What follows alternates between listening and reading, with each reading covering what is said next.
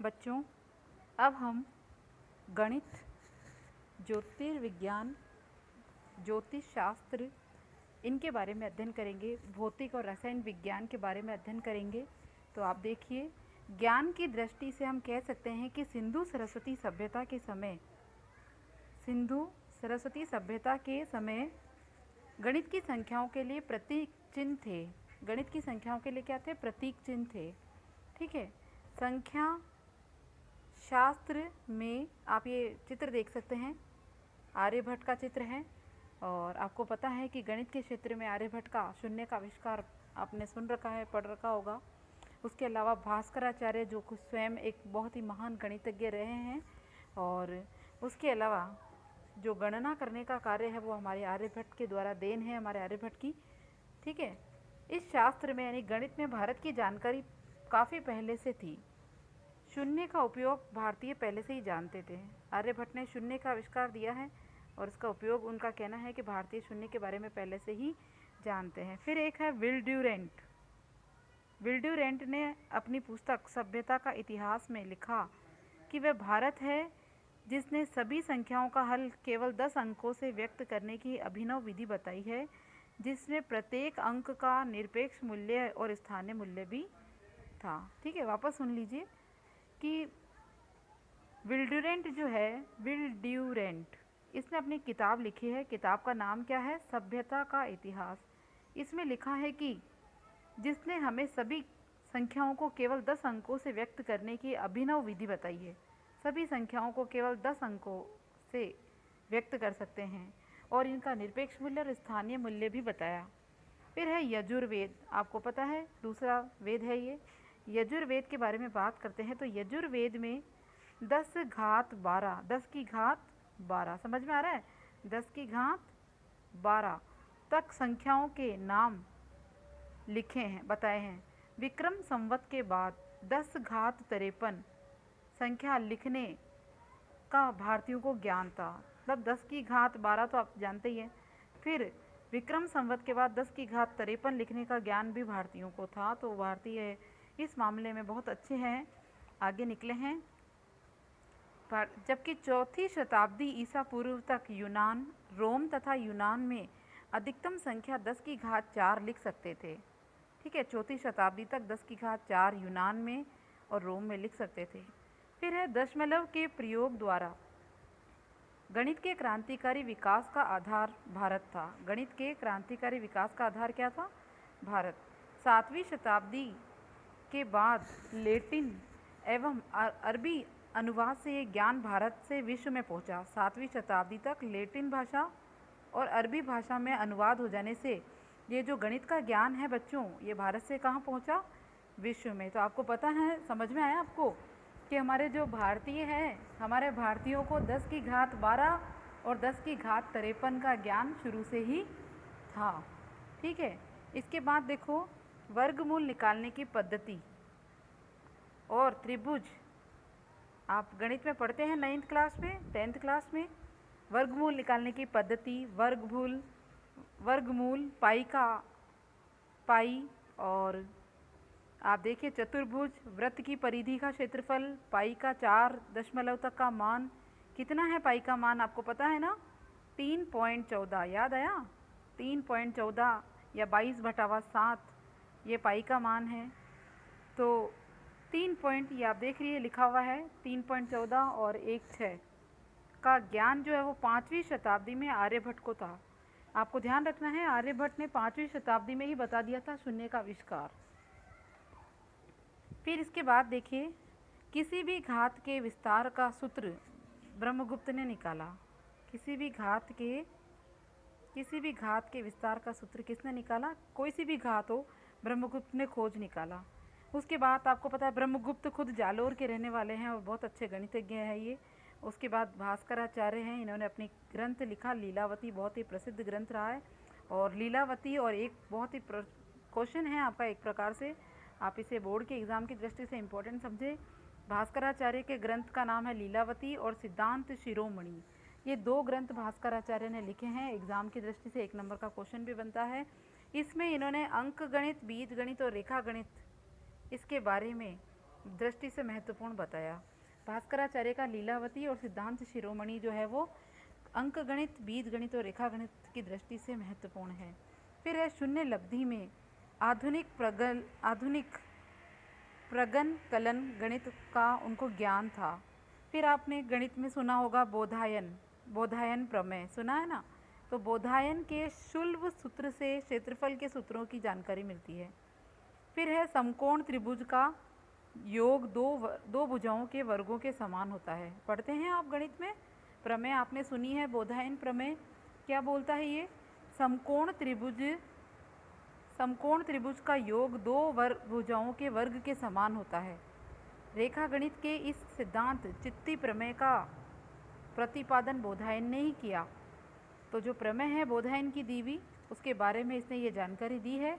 Pythagoras ने इसे भारत से प्राप्त किया। पाइथागोरस प्रमेय आप सुनते ही हैं, 9th 10th में आपने इसके बारे में पढ़ भी रखा है।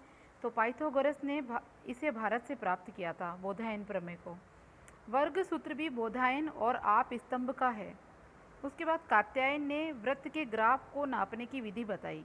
जो ग्राफ आते हैं ना वृत्त में, तो वो वृत्त के ग्राफ को नापने की विधि कात्यायन ने बताई। इस प्रकार हमारे जो है गणित के क्षेत्र में क्या क्या योगदान मिला है, ये हमें जानने को मिला। फिर देखिए आप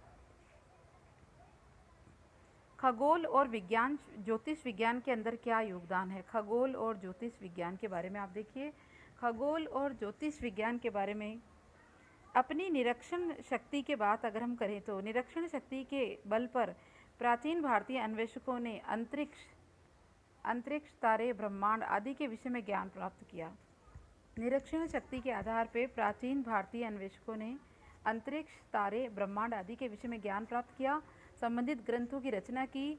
और भारतीय पंचांग प्रणाली से प्रकट होता है कि पृथ्वी का आकार और भ्रमण, पृथ्वी का आकार और भ्रमण, तारों की गति, 27 नक्षत्र और सूर्य ग्रहण, चंद्र ग्रहण, ठीक है, ग्रह उपग्रह, इन सब की जानकारी और गणना वर्तमान विज्ञान के युग में भी सटीक है, वर्तमान विज्ञान के युग में भी देखने को मिलती है। जब विश्व को पृथ्वी के आकार के बारे में जानकारी नहीं थी, तब हमारे आर्यभट्ट ने, जिसकी चित्र आपने ऊपर देखा है, आर्यभट्ट ने पृथ्वी के भ्रमण का सिद्धांत प्रतिपादित किया। जब विश्व को पृथ्वी के आकार के बारे में जानकारी नहीं थी, तब आर्यभट्ट ने पृथ्वी के भ्रमण का सिद्धांत प्रतिपादित किया।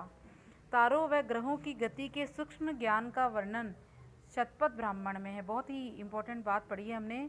तारों और ग्रहों की गति के सूक्ष्म ज्ञान का वर्णन शतपथ ब्राह्मण ग्रंथ में है, ठीक है। प्राचीन ज्योतिषविदों द्वारा प्रतिपादित, प्राचीन हमारे जो ज्योतिष हैं, महान ज्योतिषविद जो हैं, उन्होंने बताया कि चंद्र का पृथ्वी के चारों ओर घूमना, चंद्रमा का पृथ्वी के चारों ओर घूमना, तो चंद्रमा का पृथ्वी के चारों ओर घूमना, पृथ्वी का अपने अक्ष पर भ्रमण करना, 12 राशियाँ, 27 नक्षत्र, 30 दिन का चंद्रमा का जो महीना होता है पूर्णिमा का, और 12 मास का वर्ष, यानी एक साल में 12 महीने होते हैं। चंद्रमा और सौर वर्ष में समन्वय हेतु तीसरे वर्ष, ये सब बातें जो है वो हमने, और उसके अलावा आप समझते हैं अधिक मास, जानते होंगे आप, नाम सुना होगा, पुरुष मास, पुरुषोत्तम मास या अधिक मास आदि का समायोजन इसी सिद्धांत का भी एक, ये सारे सिद्धांत आज भी यथावत चल रहे हैं। समझ में आया आपको? फिर आप देखिए अगला हमारा है भौतिक और रसायन विज्ञान। तो भौतिक और रसायन विज्ञान में आप देख रहे हैं महर्षि कणाद, और उसके अलावा आप ये देखिए मेहरौली का दिल्ली का लोहा स्तंभ, बहुत ही इम्पोर्टेंट है। मेहरौली का दिल्ली का लोहा स्तंभ, इसकी खास बात क्या है बच्चों? इसकी खास बात आपने पढ़ रखी है और 10th में भी आपने पढ़ा है कि ये एक ऐसा लोहा, कुल मिला के इसको देखकर आप बता सकते हैं कि यह आज भी वैसा ही है, शाइनिंग मारता है, वैसा ही चमक रहा है। ये लोहा आज भी, इस पर कोई काट नहीं है, आंधी तूफान बरसात सब झेले हैं इसने, लेकिन आज भी इसके ऊपर जंग नहीं लगा। तो इसको देखकर कई इतिहासकारों ने कहा कि भारतीय ही ऐसे हैं जिन्हें लोहा पिघलाने की पद्धति का ज्ञान सबसे अच्छा था। तो ये एक बहुत बड़ा और अच्छा उदाहरण है लोहे के पिघलाने की क्वालिटी का। लोहे की क्वालिटी के बारे में इस मेहरौली स्तंभ से पता चलता है। तो इतिहास में एक बहुत महत्वपूर्ण साक्ष्य है ये। अब भौतिक और रसायन विज्ञान की बात हम कर लेते हैं। तो महर्षि कणाद आप देख ही रहे हैं। महर्षि कणाद जो है वो ऋषि वैशेषिक दर्शन के रचयिता हैं। महर्षि कणाद या कणाद ऋषि जो है वो वैशेषिक दर्शन के रचयिता हैं एवं अणु सिद्धांत का प्रवर्तक है। कणाद कण, छोटे छोटे कण या अणु, समझ में आया आपको? तो कणाद जो है वो अणु सिद्धांत का प्रवर्तक है। ठीक है। इनमें से हमें प्राचीन भारत में भौतिक विज्ञान की जानकारी प्राप्त होती है। कणाद ने जो है मैटर और उसके संघटक तत्व और गुण यानी एटम्स का सिद्धांत प्रतिपादित किया। अणु के संयोजन की विशुद्ध धारणा कणाद ने ही दी थी। अणुओं के संयोजन की विशुद्ध धारणा किसने दी? कणाद ने दी। जैसे पदार्थ, कार्य शक्ति, वेग आदि विषयक भौतिक सिद्धांत प्राचीन ऋषियों व विद्वानों ने दिए। यूरोप में 14वीं शताब्दी भौतिकी के जो सिद्धांत प्रस्तुत किए गए वे 5वीं शताब्दी पृष्ठपाद के पदार्थ धर्म संग्रह व व्योम शिवाचार्य के व्योम ग्रंथों में उपलब्ध है। प्राचीन काल में भारतीयों को रासायनिक मिश्रण का बहुत अच्छा ज्ञान था और रसायन विज्ञान का एक एग्जाम्पल अपन ने पढ़ा है, मेहरौली का दिल्ली का लोहा स्तंभ, जिस पर आज तक कोई जंग नहीं लगा। तो ये जो आप देख रहे हैं ना, ये रसायन विज्ञान का एग्जाम्पल है। फिर देखिए आप एक इंडेक्स नीचे, और इसको हम पढ़ लेते हैं फटाफट। एक साइड आपके सबसे पहले क्या दे रखे हैं,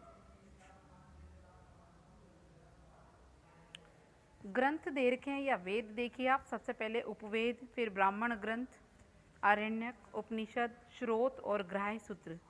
फिर ऋग्वेद में, उपवेद में देखिए आयुर्वेद, उपवेद में भी आयुर्वेद। फिर ब्राह्मण ग्रंथ में देखिए ऐतरेय और कौशितकी।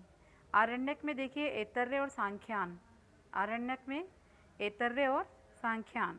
उपनिषद में देखिए ऐतरेय और कौशितकी। श्रोत सूत्र में देखिए आश्वालायन और कौशितकी। ग्राह्य सूत्र में देखिए आश्वालायन और कौशितकी। ये ऋग्वेद में आते हैं। ठीक है। फिर देखिए आप कृष्ण और यजुर्वेद, कृष्ण यजुर्वेद। तो यजुर्वेद के अंदर आप देखिए उपनिषदों के नाम तैत्तिरीय, तैत्तिरीय, तैत्तिरीय, कंठ, श्वेता, ये सब उपनिषद है, क्योंकि मैंने आपको बताया था उपनिषद 108 हैं। ठीक है।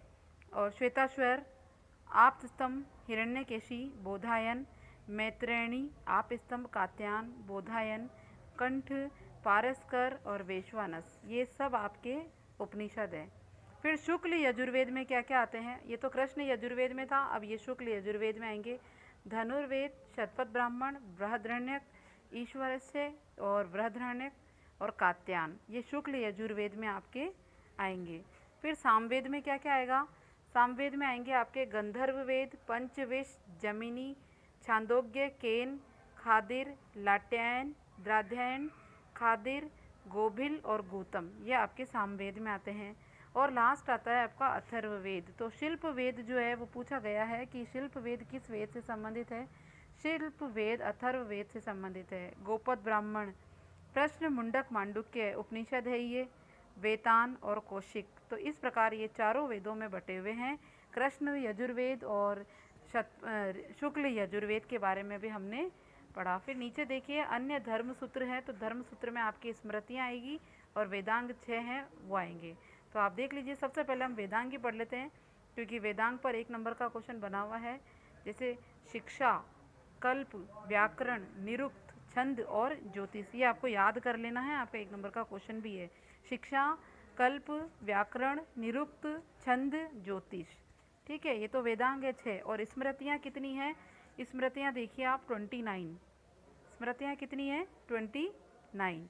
तो सबसे पहले मनुस्मृति, फिर अत्रि स्मृति, फिर हारित, फिर याज्ञवल्क्य स्मृति, अश्का, अंगिरा, यम, आपस्तंभ, संवर्ग, कात्यायन, बृहस्पति, पाराशर, व्यास, शंख, लिखित, दक्ष, गौतम, शातातय, वरिष्ठ, देवल, सोम, नारद, यम दर्शन, प्रजापति, बोधायन, आश्वालयन, शौनक, काश्यप और गोभिल।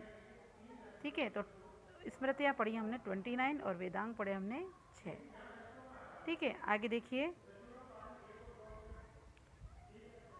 समाज से दूर वन में रहकर केवल ज्ञान की उपासना करने वाले तपस्वियों का बहुत बड़ा वर्ग प्राचीन भारत में अध्ययन और अध्यापन करता है। आप जानते हैं ऋषि मुनि लोग जो है वो आश्रम में रहकर ज्ञान प्राप्त करते हैं और आज भी तपस्या करते ही हैं। उनके आश्रम मानव का मार्गदर्शन करने वाली प्रयोगशालाएं थी। भारतीयों की भौतिक प्रगति के मूल में आध्यात्मिक प्रेरणा रही है। शुरू से आध्यात्मिक प्रेरणा थी। भारत के प्राचीन विद्यापीठ संसार के अनेक देशों में छात्रों से भरे रहते थे। सभी देश भारत को गुरु मानते थे। इसलिए मनु ने बड़े आत्मविश्वास से घोषणा की कि इस देश में जन्मे ज्येष्ठ जनों के आसपास इस देश में जन्मे ज्येष्ठ जनों के पास अपने चरित्र निर्माण की शिक्षा लेने के लिए संसार के मानव आए हैं। यानी कि जो महान महान ऋषि हैं उनको ज्येष्ठ बोला गया है और अपने चरित्र का निर्माण करने की शिक्षा लेने के लिए संसार के मानव हमारे यहाँ आए हैं। ऐसा किसने बोला? मनु ने बोला। मनुस्मृति, मनुस्मृति जो है वो मनु ने लिखी है। आप ध्यान रखना, महर्षि मनु है और उन्होंने अपनी स्मृति में लिखा कि मनुष्य जो है वो अपने श्रेष्ठ व्यक्तियों से ज्ञान लेने के लिए आए। अब आप सारांश के रूप में पढ़ सकते हैं हम कि भारत का अतीत वैभवशाली रहा है और पृथ्वी पर रोम, यूनान, मिस्र, सुमेरिया आदि संस्कृतियाँ उदित हुई है और अस्त भी हो गई है। रोम, यूनान, मिस्र, सुमेरिया नाम सुने हुए हैं आपके, ये आई और चली भी गई। लेकिन भारत की जो संस्कृति है, गर्व होना चाहिए इस पर हमें, यह आज भी वैसी की वैसी चल रही है। भारतीय संस्कृति ने भारत ही नहीं अपितु भारत देश आकार में विस्तृत परंपरा से समृद्ध, प्राचीन विपुल साहित्य से भरपूर, सतत इतिहास, अनंत संस्कृति से परिपूर्ण, अनेक संघर्षों का मुकाबला करते हुए भारतीय संस्कृति अस्तित्व में रही। भारतीय धर्म, समाज, संस्कृति व इतिहास प्राचीन काल से ही भारतीय गौरवपूर्ण और समृद्धि रही है। अनेक विदेशी आक्रमणकारियों ने भारतीय संस्कृति और धर्म को बहुत आघात पहुंचाया, लेकिन हमारी संस्कृति का स्वरूप इन आक्रमणों के बाद भी आज भी अक्षुण्ण बना रहा है। ये हमारे लिए बहुत ही गर्व की बात है। भारत भूमि वीर भूमि रही है, जहाँ वीर महापुरुषों ने अपने प्राणों की रक्षा अपितु स्वतंत्रता और सम्मान को महत्व दिया है। यहाँ के महापुरुषों, जननायकों, समाज सुधारकों ने भारत को एक नया रास्ता दिखाया। वैदिक साहित्य से हमें जानकारी मिलती है कि लोगों में भारत माता, भारतवर्ष और भारत खंड के प्रति सम्मान और भक्ति की भावना थी। ये हमारी राष्ट्रीयता का प्रतीक है। प्राचीन काल से ही भारत में राष्ट्रवाद के विकास के विभिन्न सोपान रहे हैं। भारत में राष्ट्रवाद की अवधारणा वैदिक काल से चली आ रही है। सांस्कृतिक राष्ट्रवाद की अवधारणा को विशेष महत्व था। प्राचीन काल में आपने 9th में पढ़ा होगा, बृहत्तर भारत का उल्लेख मिलता है प्राचीन काल में, जिसके अंतर्गत भारत का सांस्कृतिक साम्राज्य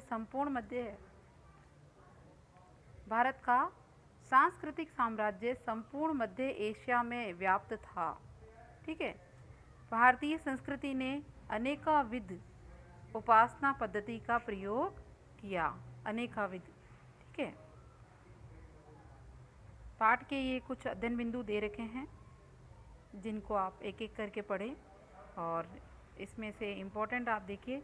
कर्नल अलकाट के अनुसार मानव संस्कृति का उद्गम भारत स्थली है और कौटिल्य, कलहण और बाण भट्ट ने भारतीय इतिहास लिखने में महत्वपूर्ण भूमिका निभाई है।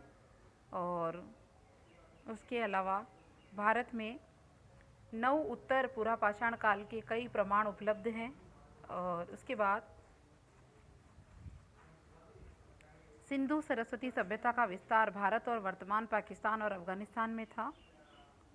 सिंधु सरस्वती वासी मोहर निर्माण कला में पारंगत थे, मिट्टी के बर्तन बनाने की कला से परिचित थे और समुद्र पार जो प्रदेश है उन्हें द्वीपांतर कहा जाता था।